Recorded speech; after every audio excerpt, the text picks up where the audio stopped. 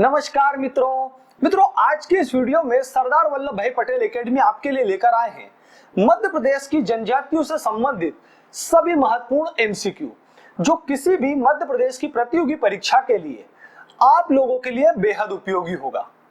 इसके अलावा देखिए सरदार वल्लभ भाई पटेल आपके लिए हिस्ट्री, पॉलिटी, हिंदी, एमपी के इसकी एक निःशुल्क सीरीज चला रहे हैं, तो आप हमारे चैनल को लाइक, शेयर, सब्सक्राइब करते हुए इस निःशुल्क सीरीज का पूरा फायदा उठाएं।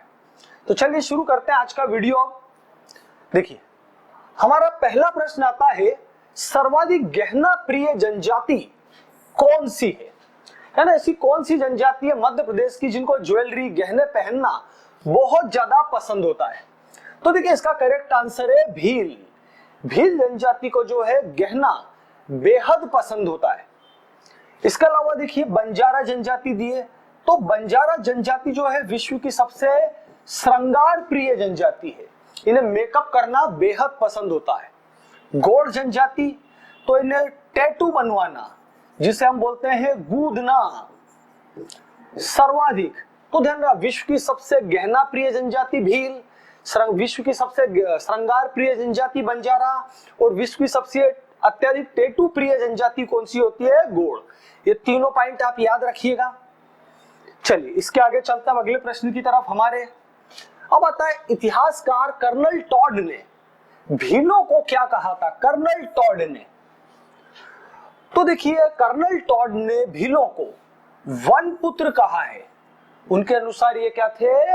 वन पुत्र। एक और पॉइंट याद रखिएगा, तीरंदाज। तो टॉलमी नामक विद्वान ने इन्हें क्या कहा था? तीरंदाज। तो दोनों पॉइंट याद रखना, वन पुत्र बोलने वाले कर्नल टॉड और तीरंदाज बोलने वाले टॉलमी, तो ये ध्यान रखिएगा। चलिए आगे चलते हैं। अब अगला प्रश्न था 1857 के विद्रोह में सक्रिय रूप से भाग लेने वाली जनजाति। तो देखिए जैसा हुआ ही था, खाज्या नायक, भीमा नायक के नेतृत्व में भील विद्रोह आप जानते होंगे। भील विद्रोह हुआ था मध्य प्रदेश के निमाड़, महाराष्ट्र क्षेत्र में काफी बड़े स्तर पे। तो 1857 की क्रांति में भाग लेने वाली जनजाति है भील। इन्होंने काफी बड़े स्तर पर 1857 की क्रांति के पहले भी मुगलों के विरुद्ध भी महाराणा प्रताप के साथ में काफी जो है सक्रिय रूप से भारत की आजादी में योगदान दिया है। चलिए अगले प्रश्न की तरफ चलते हैं। अब आता है 2019-20 में मध्य प्रदेश सरकार ने किस जनजाति की भाषा को मध्य प्रदेश की पाठ्य पुस्तक में शामिल किया है? तो देखिए गौड़ जनजाति की भाषा होती है या कहे बोली होती है गोड़ी, इसे भी मध्य प्रदेश की पाठ्य पुस्तकों में शामिल किया गया है। तो ध्यान रखिएगा, गौड़ जनजाति की भाषा है, इसे पाठ्य पुस्तक में शामिल किया गया है। चलिए आगे चलते हैं अब अगले प्रश्न की तरफ।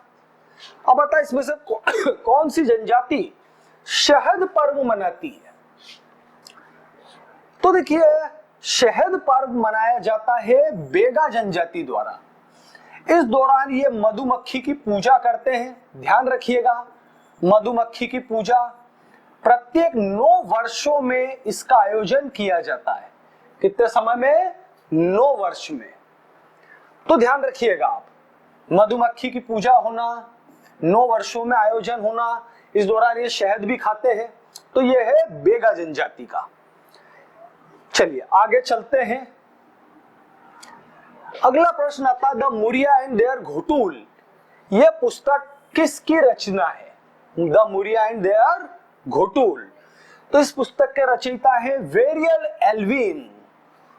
ध्यान रखिएगा, वेरियल एल्विन। इन्होंने एक और पुस्तक की रचना करी थी, द बेगा। ये पुस्तक के रचनाकार भी कौन है? Verrier Elwin.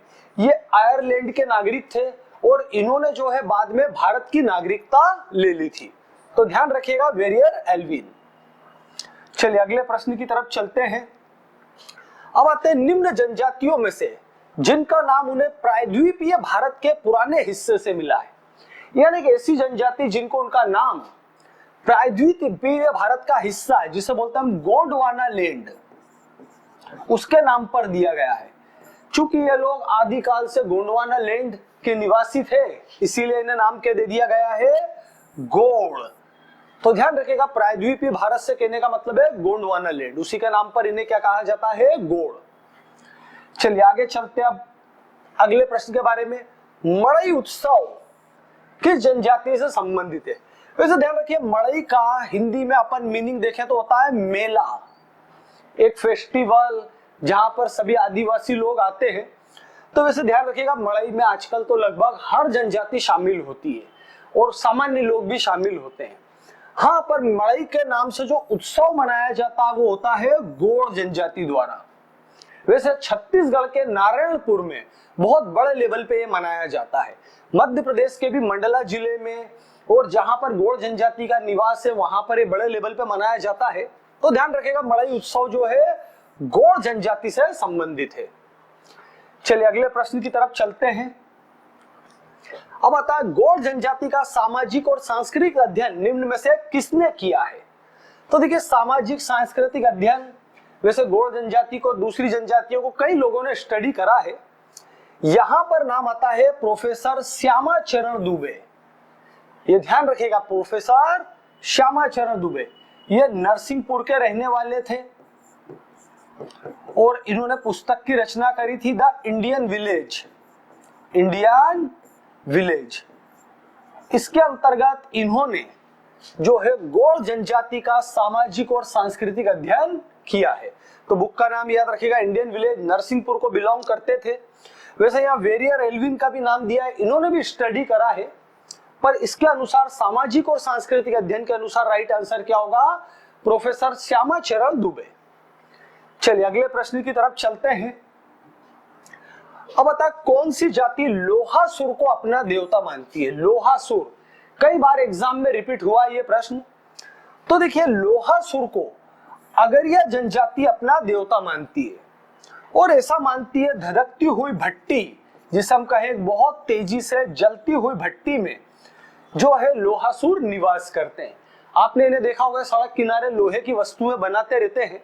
तो अगरिया जनजाति, और ध्यान रखिएगा अगरिया गोड़ों की ही एक उप जनजाति है। गोड़ों की एक उप जनजाति क्या है? अगरिया। तो ये ध्यान रखिएगा, अगरिया जनजाति धधकती हुई भट्टी में लोहासुर अपने देवता का निवास स्थान मानते हैं।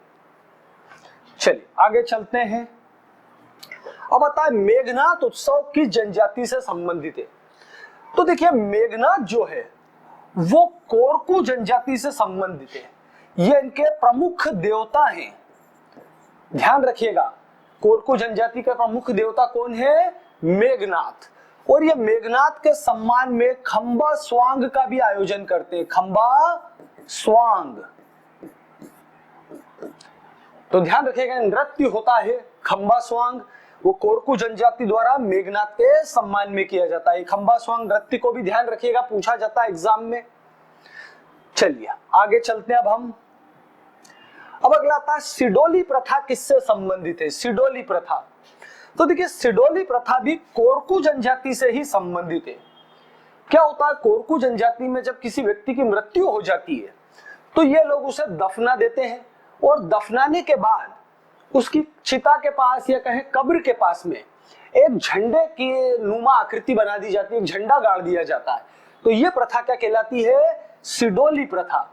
तो ये भी ध्यान रखिएगा, सिडोली प्रथा कोरकुओं से संबंधित तो है और ये किससे संबंधित है? अंतिम संस्कार। ये ध्यान रखिएगा आप।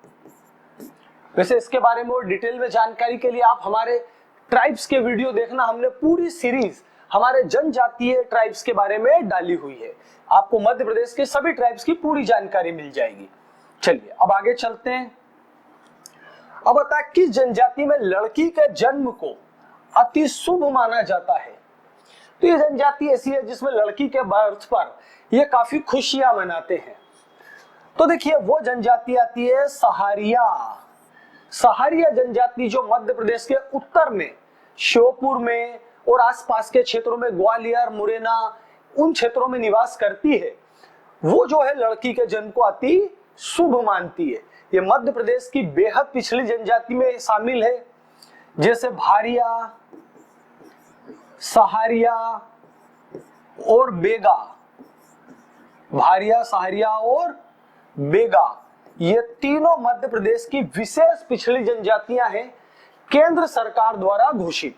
तो ये भी याद रखिएगा, ये श्योपुर के आसपास के क्षेत्रों में निवास करती है, मध्य प्रदेश के लगभग उत्तरी क्षेत्र में। तो लड़की के जन्म को काफी शुभ मानती है। चलिए आगे चलते हैं। अब आता है भारत का इथोपिया श्योपुर को क्यों कहा जाता है। तो देखिए, जैसा हम बात ही कर रहे थे, श्योपुर में सहारिया जनजाति निवास करती है। अभी मैंने आपको बताया ये बेहद पिछड़ी जनजाति है, भारिया और बेगा के साथ में। तो ये क्या है, कुपोषण से बहुत अत्यधिक ग्रसित है। इसीलिए कुपोषण के कारण श्योपुर को क्या बोला जाता है, भारत का इथोपिया। ये पॉइंट याद रखिएगा। और ये श्योपुर में जो है सहारिया जनजाति के निवास के कारण।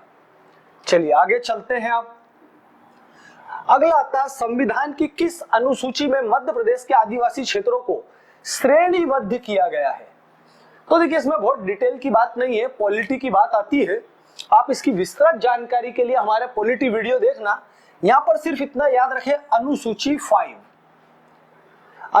5 के अनुसार मध्य प्रदेश में आदिवासी क्षेत्रों को श्रेणीबद्ध किया गया है। तो यहां पर इतना ही टिक कर ले आप। चलिए अगले प्रश्न की तरफ चलते हैं। अब आता है, मध्य प्रदेश के आदिवासियों में किन महिलाओं को गोधारिन कहा जाता है। गोधारिन, तो देखिए गोधारिन वो महिलाएं होती है जो टैटू बनाती हैं। टैटू या जिसको हिंदी में बोलते हैं गूदना। तो देखिए सभी जनजातियों में टैटू बनाने वाली महिलाएं क्या कहलाती है, गोधारिन। तो इस प्रकार इस प्रश्न का उत्तर होगा गूदना कलाकार। ध्यान रखिएगा, गोधारिन कहलाती है गूदना कलाकार। चलिए आगे चलते हैं। अब देखिए, निम्न में से कौन सी जनजाति कोयले की खदानों में कार्यरत है। तो देखिए, कोयले की खदानों में काम करने के कारण ही इस जनजाति को बोला जाता है कोल। ये ध्यान रखिएगा, कोल जनजाति भारी मात्रा में जो है कोयला खदानों में कार्य करती है, मजदूरी करती है। तो उसी के नाम पर इन्हें नाम दे दिया गया है कोल। चलिए आगे चलते हैं। अब हम अगला आता है, गोहिया पंचायत किस जनजाति से संबंधित है। तो देखिए, गोहिया जो है कोल जनजाति से संबंधित है। कोल लोग अपनी पंचायत को क्या बोलते हैं, गोहिया। और इनका जो मुखिया होता है वो कहलाता है मुकद्दम। मुकद्दम किसे कहते हैं, ये अपने मुखिया को। तो ध्यान रखिएगा। अब देखिए, इसमें डिटेल के लिए कोल जनजाति, भारिया, सहारिया, XYZ आप वीडियो देखना हमारे, वहां फुल जानकारी मैंने आपको दी है सभी जनजातियों से रिलेटेड और MCQ। यहाँ पर तो इतना ही याद रखें, गोहिया पंचायत जो है कोल जनजाति से संबंधित है। चलिए आगे चलते हैं। अब मध्य प्रदेश के किन 3 जिलों में आदिवासी आबादी का 50% निवास करते हैं। यानी 3 जिले ऐसे हैं जिसमें मध्य प्रदेश की लगभग 50% आबादी आ जाती है। तो देखिए, इसमें कुछ विशेष नहीं है, सीधा याद ही करना पड़ेगा। वो है धार, मंडला और झाबुआ। ये 3 जिले ऐसे हैं जहां पर काफी मात्रा में जो है ट्राइब्स के लोग रहते हैं। जैसे आप धार में जानते ही हैं कि संख्या के आधार पर सर्वाधिक ट्राइब्स कहां पर है, धार में। मंडला में भी काफी ट्राइब है, झाबुआ में भी है। चलिए आगे चलते हैं। अब अगला आता है, कौन सी जनजाति वन्य प्राणियों के शिकार एवं अन्य अपराधों के लिए जानी जाती थी। तो देखिए, एक शिकार प्रिय जाति है, तो वो है पारधी जनजाति। देखिए, पारधी का मतलब ही होता है, ये बना है मराठी भाषा के पारदू से। मराठी में पारदू का अर्थ होता है शिकारी, उसी से शब्द बन गया पारधी। तो वास्तव में एक शिकारी, और ध्यान रखिएगा ये मध्य प्रदेश की एकमात्र शिकारी जनजाति है। ये मध्य प्रदेश की एकमात्र शिकारी जनजाति है, वो क्या है, पारधी। तो कई सारे लोग इसमें ख्याति प्राप्त लोग भी हैं, जैसे तीजन बाई, वो भी पारधी जनजाति को ही बिलोंग करती है, छत्तीसगढ़ की है। तब ध्यान रखिएगा। और इसके कई प्रकार होते हैं पारधी जनजाति के। चलिए अगले प्रश्न की तरफ चलते हैं। अब देखिए, मीना सिंह मांडवे मध्य प्रदेश की आदिवासी कल्याण और अनुसूचित जाति कल्याण मंत्री हैं। वो कौन से निर्वाचन क्षेत्र से संबंधित है, हमें बताना है इनका निर्वाचन क्षेत्र मीना सिंह मांडवे जी का। तो देखिए, मीना सिंह मांडवे जी जो हैं मानपुर से विधायक हैं। ये मानपुर क्षेत्र से वर्तमान में विधायक है, और मानपुर आता है उमरिया जिले में। तो ध्यान रखिएगा, जिला भी आपसे परीक्षा में पूछा जा सकता है। उमरिया जिला और मानपुर क्षेत्र विधानसभा क्षेत्र से। मीना सिंह मांडवे हमारे वर्तमान में आदिवासी कल्याण और अनुसूचित जाति कल्याण मंत्री। चलिए आगे चलते हैं अब हमारे अगले प्रश्न की तरफ। अब आता है मध्य प्रदेश में जनजातीय गौरव दिवस कब मनाया जाता है? तो देखिए ये मनाया जाता है बिरसा मुंडा की जन्म तिथि पे, वो होती है 15 नवंबर। बिरसा मुंडा, ध्यान रखिएगा आप, बिरसा मुंडा की जन्म तिथि। यह हमारे अंग्रेजों के विरुद्ध इन्होंने काफी विद्रोह करे हैं, इन्हें अत्यंत क्रूरता पूर्वक अंग्रेजों द्वारा इनकी हत्या की गई थी। तो ध्यान रखिएगा जनजाति गौरव दिवस 15 नवंबर को मनाया जाता है, पहला प्रश्न। और दूसरा बनता है कि गौरव जनजातीय गौरव दिवस 15 नवंबर को किसके सम्मान में मनाया जाता है? तो ध्यान रखिएगा बिरसा मुंडा। चलिए अगले प्रश्न की तरफ चलते हैं अब हम। अब बता, बेगा परंपरा के अनुसार सृष्टि के निर्माता कौन है? यानी बेगा लोगों के अनुसार पूरे ब्रह्मांड की रचना किसने की है? तो देखिए वो प्रमुख देवता आते हैं ठाकुर देव। बेगाओं के अनुसार ठाकुर देव ने पूरे ब्रह्मांड की सृष्टि की रचना की है और इन्हें ग्राम रक्षक देवता भी बोलते हैं। ध्यान रखिएगा, ग्राम रक्षक देवता।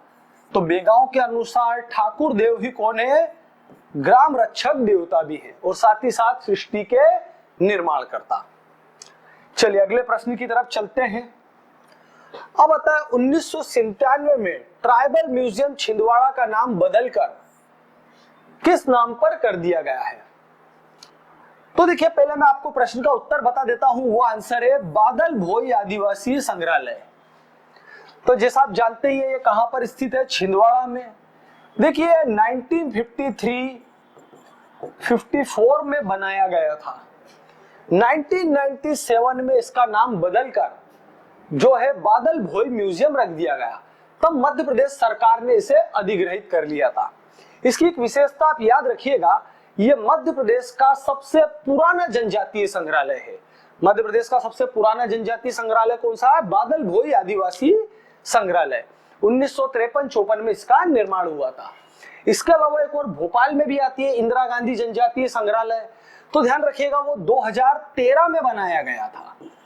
उसका जो है इनॉग्रेशन राष्ट्रपति प्रणब मुखर्जी द्वारा 2013 में किया गया था। ये बादल भोई म्यूजियम जो छिंदवाड़ा में है, मध्य प्रदेश का सबसे पुराना म्यूजियम है, जनजातीय म्यूजियम। ध्यान रखिएगा। चलिए आगे चलते हैं अब आता है भीलों का कुंभ किन नदियों के संगम पर आयोजित किया जाता है? तो देखिए मध्य प्रदेश में तो भील कुंभ का आयोजन नहीं होता है। भील कुंभ का आयोजन होता है राजस्थान के डूंगरपुर में। ये राजस्थान में होता है डूंगरपुर। ये मध्य प्रदेश का करीबी जिला ही है और नदियां आती है माही, सोम और जाखम। इन तीनों नदियों के संगम पर प्रमुख रूप से ध्यान रखिएगा माही और सोम का भी नाम आता है। मुख्य रूप से माही और सोम नदियों को प्रमुख रूप से लिखा जाता है, या उन्होंने पूरी बात बता दी। माही, सोम और जाखम तीनों नदियां हैं। तो राजस्थान के डूंगरपुर में लगता है। और इसकी एक और विशेषता है, यहाँ पर एक खंडित शिवलिंग की पूजा की जाती है। शिवलिंग अधूरा है, पूरा नहीं है, वो टूटा हुआ है, लेकिन फिर भी उसकी पूजा की जाती है। तो ये आज के हमारे रहे महत्वपूर्ण प्रश्न आदिवासियों से संबंधित। अब यदि ये वीडियो आपको अच्छा लगा हो तो हमारे चैनल को लाइक, शेयर, सब्सक्राइब जरूर करना। आप सभी का बहुत बहुत धन्यवाद।